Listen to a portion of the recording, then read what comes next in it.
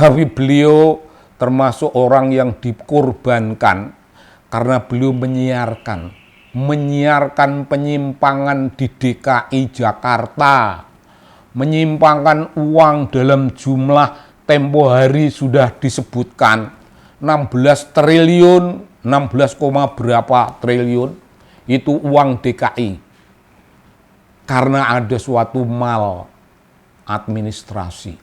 Maladministrasi itu bukan perkara tulis menulis. Malnya itu ada dalam jiwa mereka yang kotor, yang serakah. Malnya ialah penyimpangan, bukan di administrasi itu. Itu pada jiwa menyimpang. Duit sebanyak itu duitnya rakyat. Yang menyimpang itu menuduh Bung Rudi sebagai orang yang menghina. Si whistleblower itu sudah dijatuhi hukuman, Bung Rudi dijatuhi hukuman 8 bulan.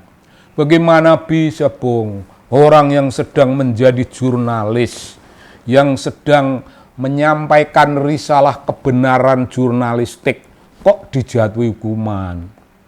Di mana letak keadilan?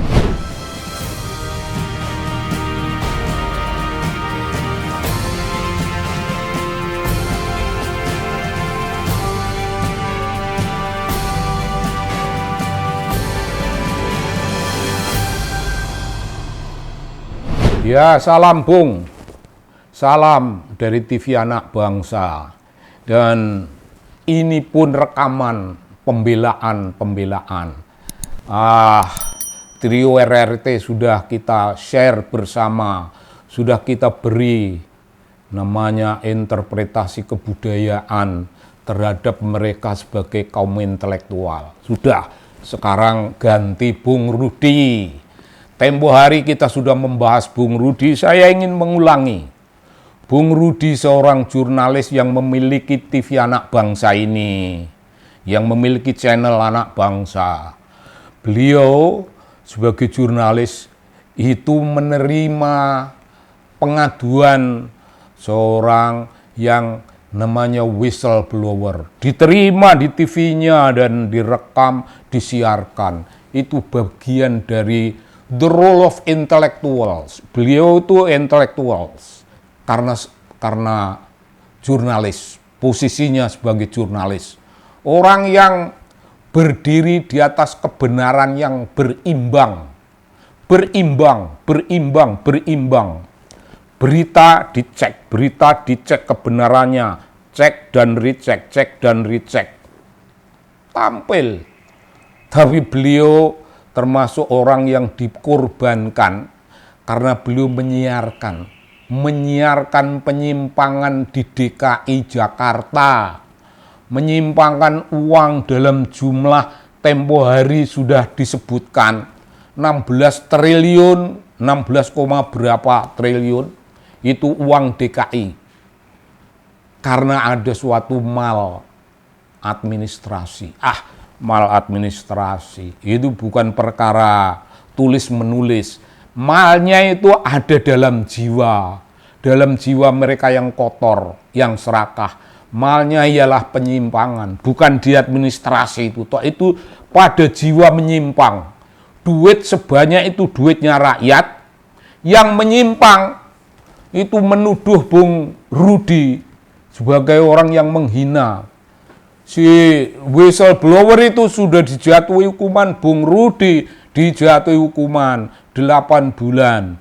Bagaimana bisa, Bung? Orang yang sedang menjadi jurnalis, yang sedang menyampaikan risalah kebenaran jurnalistik, kok dijatuhi hukuman? Di mana letak keadilan? Ya, sekali lagi saya punya spirit namanya kemampuan mengungkapkan secara metaforik. Jadi Bung Rudi pun musuhnya bukan pengadilan. Pengadilan hanya alat.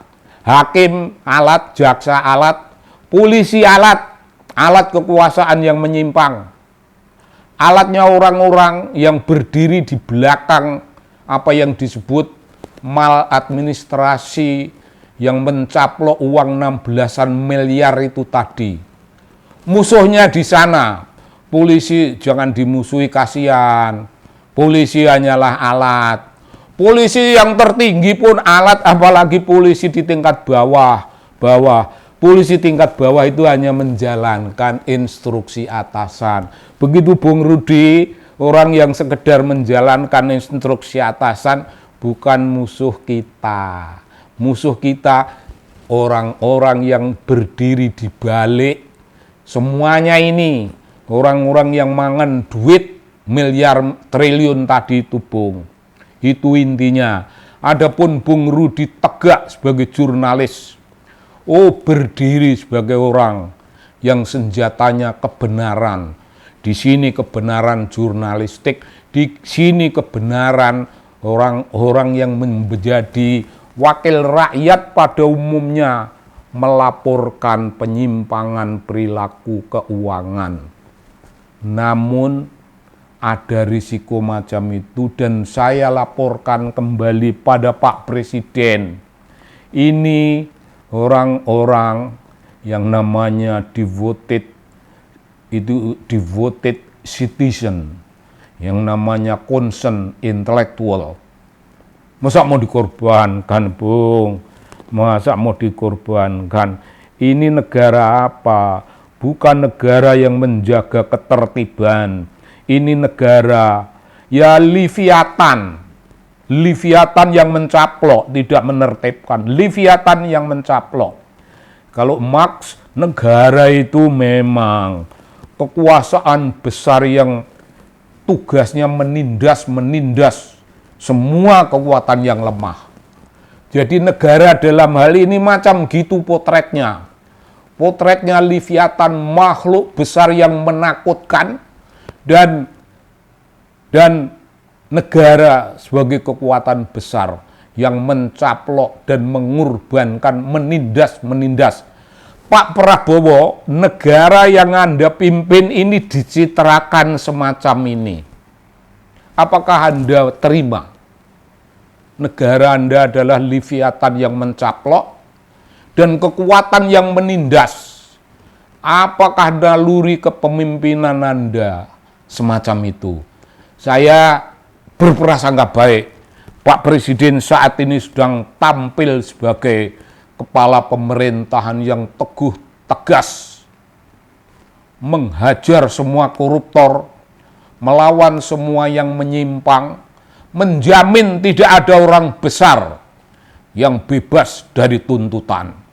Nah sekarang kalau betul itulah kredo kehidupannya sebagai kepala negara, tidak ada orang besar yang bisa bebas melenggang dari tuntutan, maka orang yang berdiri di belakang 16,3 triliun itu yang harus ditangkap. Harus ditangkap, ya tangkap jangan diseksa, ditangkap untuk ditanyai. Apa benar kamu makan uang itu? Benar Pak Presiden, ya kalau benar ya janganlah kembalikan itu ke kas negara dan kamu ya tak serahkan pada pengadilan. Bukan aku yang ngadili, pengadilan yang baik yang akan mengadilimu akan menjadi penuntut itu atas nama negara. Dituntut kau akan dihukum berapa, bukan urusan presiden. Ini urusannya pengadilan. Begitu Pak Presiden, itu perintahkan pengadilan untuk tidak menjadi pengadilan yang sesat. Jadikan mereka pengadilan dalam arti sejati. Tempat di mana keadilan dicari, tempat di mana perlindungan kepada rakyat diwujudkan. Pak Hakim, Pak Jaksa, silahkan menuntut Pak Jaksa, Pak Hakim silahkan memutuskan. Tapi putuskan dalam perspektif keadilan terhadap semua warga negara. Pak Presiden insya Allah akan campur tangan dalam urusan seperti ini. Setidaknya itulah laporan saya kepada Presiden. Bung, salam dari TV Anak Bangsa.